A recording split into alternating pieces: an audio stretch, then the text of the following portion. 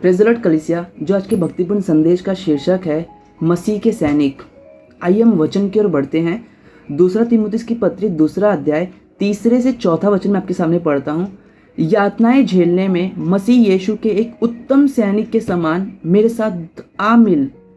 ऐसा कोई भी जो सैनिक के समान सेवा कर रहा है अपने आप को साधारण जीवन के जंजाल में नहीं फंसाता, क्योंकि वह अपने शासक अधिकारी को प्रसन्न करने के लिए यत्नशील रहता है। तो यहाँ पे हम लोग देखते हैं कि एक सैनिक के विषय में पौलुस तीमुथियुस को एक अपनी पत्री में लिख रहे होते हैं। एक उदाहरण के तौर पे तीमुथियुस को पौलुस उत्साहित कर रहे हैं उस सेवकाई के लिए, अच्छे सेवकाई के लिए, कि परमेश्वर की सेवा वो अच्छी तरीके से कर सके। राइट। तो यहाँ पर जो पौलुस एक उत्तम उदाहरण दे रहे हैं, जहाँ पे हम बहुत कुछ सीख सकते हैं। जो एक उत्तम सैनिक होता है, आप लोगों ने देखा रहेगा कि उत्तम जो एक सैनिक होता है वो कैसे तैयारी करते हैं। सैनिक वो परिस्थिति कुछ भी हो और वो सेक्रीफाइस करना जानते हैं, अपने त्याग करना उन्हें पता होता है, और उन्हें वो सारी संसार की जो चीज़ें हैं वो उनसे दूर रहने की कोशिश करते हैं और अपने आप को फोकस करते हैं, अपने ध्यान को केंद्रित करते हैं वो लोग। राइट। तो एक अच्छा सैनिक, एक मसीह का अच्छा सैनिक जो होता है वो इस संसार के जो संसार में जो चल रहा होता है वो अपने आप को उन सब चीज़ों से अलग करता है और मसीह की तरह दौड़ता है। और पौलुस एक वचन में कहते हैं कि अपने लंगर को उस मसीह पर डालो और उसकी ओर ध्यान दो, ताकि तुम मसीह में आगे बढ़ते जाओ। आज हमारी ज़िंदगी में ऐसी बहुत सारी उलझन या फिर जंजाल हमारी ज़िंदगी में हो सकते हैं जो हमें सच में मसीह से दूर लेकर जाते हैं। ऐसे उलझन जो हमें सताते हैं और हमें मसीह के करीब लेकर नहीं जाते। एक ऐसी उलझन जो हमें रोकते हैं मसीह में आगे बढ़ने से। राइट। आज परमेश्वर चाहते हैं कि ऐसी उलझनों से हम दूर रहें। क्यों? क्योंकि ये परमेश्वर को प्रसन्न नहीं करते। और यहाँ पे लिखा हुआ है कि जिसने सैनिक को भर्ती जो करवाता है वो इसलिए अपने आप को अलग रखता है, ताकि वो अपने भर्ती करने वाले अधिकारी को प्रसन्न करे। और आज हमारा जो जीवन है, परमेश्वर ने हमें यह जीवन दिया है ताकि हम उसको प्रसन्न करें, उसको महिमा दे। राइट। 2 कुरिन्थियों की पत्री 5 अध्याय 9 वचन में पौलुस कहते हैं कि हमारी बड़ी इच्छा यही है कि चाहे हम घर में हो या फिर हम तुम्हारे पास हो या फिर दूर हो, हम प्रभु को भाते रहे। पौलुस की भी इच्छा यही है कि हम कहीं पर भी रहें, उसको भाते रहें। राइट।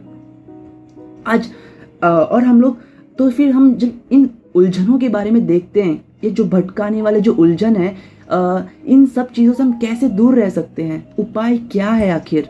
हम अगर पहला तीमुथियुस की पत्री 6 अध्याय 10 से 12 वचन में पढ़ेंगे तो पौलुस वहाँ पे हमें उस उलझाने वाले, भटकाने वाले जो उलझन है उसके बारे में कुछ हमें बताते हैं। मैं आपके सामने वचन पढ़ता हूँ। धन का लालच हर एक प्रकार की बुराई की जड़ है।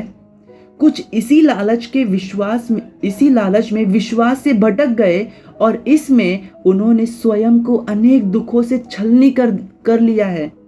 तो यहाँ पे वो डिस्ट्रैक्शन यानी वो उलझन में पड़ चुके हैं और उन्होंने कैसे अपने दुखों से, उस दुख में पढ़कर उन्होंने अपने आप को दुखों से छलनी कर दिया है।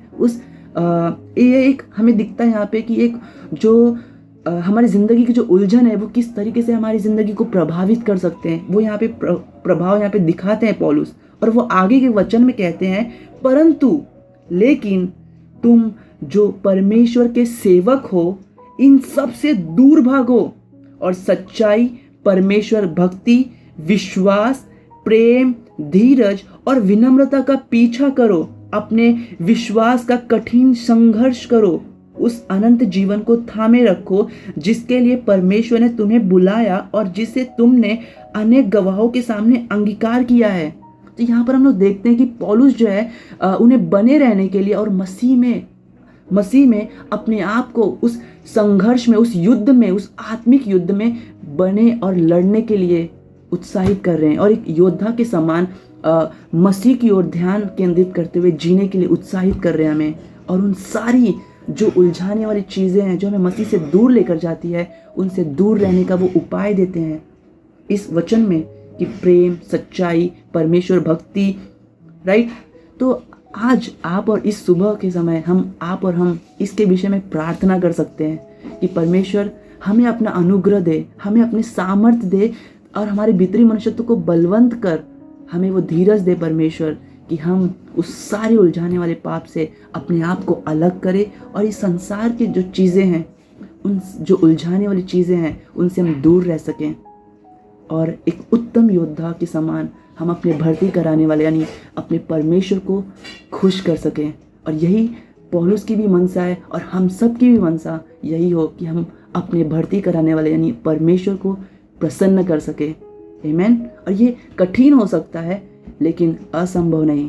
परमेश्वर हम सब के साथ है और वो हम सब की मदद करना चाहता है और ये उलझनों से हमें दूर रहकर मसीह में हमें और भी करीब लेकर जाना चाहता है। आमीन।